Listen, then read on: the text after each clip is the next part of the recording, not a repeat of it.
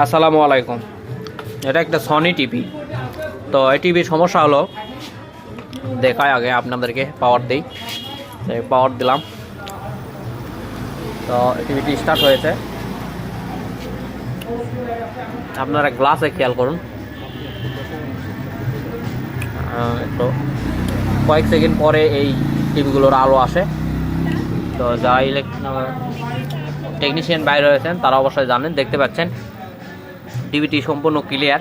তো এই যে এখানে ডিশের লাইনটা যখন আমি এখানে নাড়া দিই তখন দেখতে পাচ্ছেন আলোটি অফ হয়ে গেছে। আবার ছেড়ে দিলাম, টিভিতে লাইনে আসলো। তো এটা হলো কাস্টমারের বাসায় যাওয়ার পরে এই সমস্যাটি হয়েছে। তো আসলে কোনো জায়গায় লুজ কালেকশনের জন্য আলোটি অফ হয়ে গেছে, যার কারণে আমাকে দিয়ে গেছে।